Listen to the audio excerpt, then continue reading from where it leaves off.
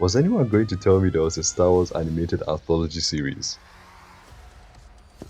For those of you who are young or speak English as a second language, an anthology series is a written series, radio, television, film, or video game series that presents a different story and a different set of characters in each episode, season, or segment.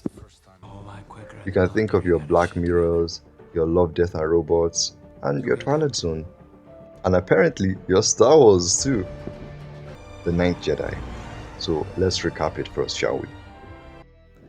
In an age where Jedi have been wiped out from the universe, the Margrave, Juro, sends a signal to all masterless Jedi to gather and receive lightsabers in order to help stop the war. I don't think I need to explain what those are, but in this new order, they are outlawed weapons only used by the Sith. Ethan arrives at the temple and introduces himself to the other people there, asking if they were all masterless Jedi as well, to no response. They all speak about the legitimacy of the Margrave's message, or if they've been lured into a trap. Ethan is even asked if he came because he thought himself strong enough to avoid a trap, or if he just wanted a lightsaber that bad. Anyways, they are greeted by an ominous droid who assuages their doubts and assures them that the Margrave would arrive soon. We then switch to Kara, a young girl who is the daughter of the sabersmith tasked with creating the lightsabers for the people who were waiting for the Margrave. The sabersmith and his daughter are attacked by Jedi hunters who are apparently sent by From the one who enlisted your services to make them. which logically would be the Margrave, and the sabersmith tasks his daughter with delivering the sabers to the Margrave at any cost. Back at the Ariel Temple, they ask the droid for evidence that the Margrave actually wants to end the war, and if he even made lightsabers at all. And he happily shows them, with Ethan being the only one to wield it. This prompts interesting reactions all around. Back to Kara. After being chased by a Jedi hunter, she manages to defeat the attacker and goes to this transport bot to take her to the Ariel Temple, where she is to deliver the lightsabers. She eventually reaches the temple with no hassle and gives the lightsabers to them, begging them to help her get back her father, because the Jedi hunters kidnapped him. She asks about the Margrave and they ask her connection to him. She admits to knowing him ever since she was a child, and they give this reaction before asking if she may know where he might be. This is where things change and the plot twist is revealed. I know most of you may have already figured out what it is. I didn't exactly say it was the most hidden one, but if you haven't, then just watch. Think it's the Margrave. Yeah, I've known him ever since I was a baby. So then, does that mean you might possibly know where he could be right now? Something doesn't feel right. I don't think we have a choice. We'll have to wait for the Margrave to arrive.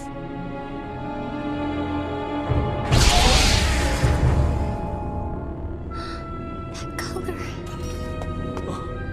No, you're all... I love this plot twist so much because it's not the most convoluted. In fact, it's quite simple, but the execution was what made it stand out for me. The episode relies on misdirection a lot and small actions that are recontextualized once the plot twist is revealed. First, let's talk about the Margrave. The story tries its hardest to make him an ominous figure, and for the most part, it works. First of all, his design is very familiar. I wonder where I've seen it before.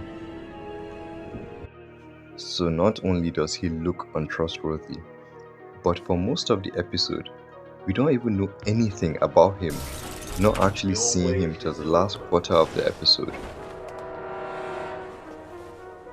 I have been here the entire time. The episode quietly builds tension with this by making us ask, is this actually a trap or not? When is he going to show up? And it makes us root for Kara to deliver the lightsabers so our quote-unquote heroes can at least defend themselves. Even the droid he hides in is nothing short of suspicious. Although it did display some human characteristics, which, while intending to misdirect the audience, also gave away at his humanity. For example, his reaction to Ethan's color being blue. Look at this and tell me this isn't the most ominous looking smile ever. But it turns out he was just happy. Another example I caught while typing out the script for this video is that the Margrave pacing around while waiting for the lightsabers. Why would a droid be pacing around in anticipation? The story gives away a lot of subtle hints, including the fact that the Margrave wasn't the bad guy, because at a base level, why would he wait till they were armed to do anything if he was actually Sith?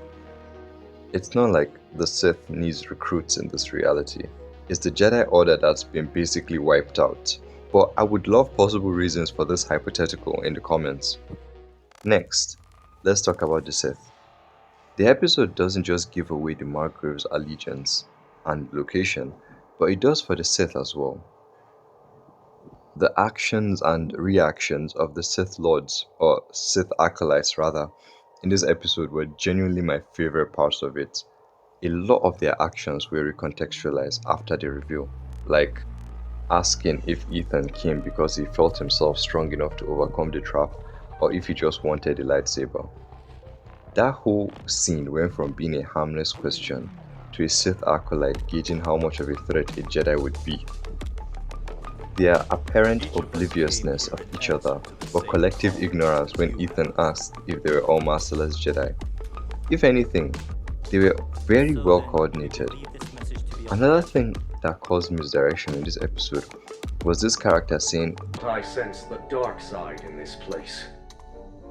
given what we know now, why wouldn't he sense the dark? They're all Sith Acolytes. Even their reactions when Ethan wielded the lightsaber takes on a new meaning, knowing their objective was to murder people like him. It's why no one else even tried to switch it on, despite asking for proof of lightsabers. Later in the episode, we learn the Sith were the ones who sent the Jedi Hunters, meaning they knew his name and were actively sabotaging the plan to deliver the lightsabers so they could finish off the Margrave and any masterless Jedi stragglers.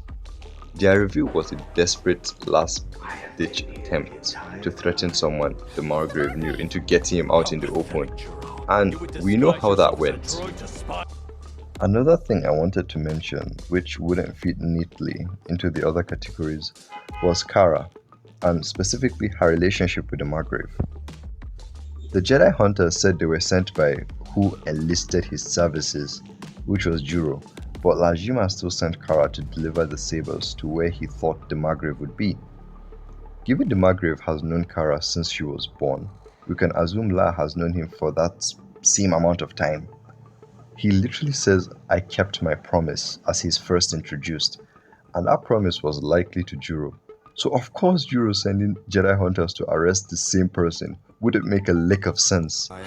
He's a Jedi himself if anything, and given his proficiency with the Force, he could probably have held his own if he had a lightsaber.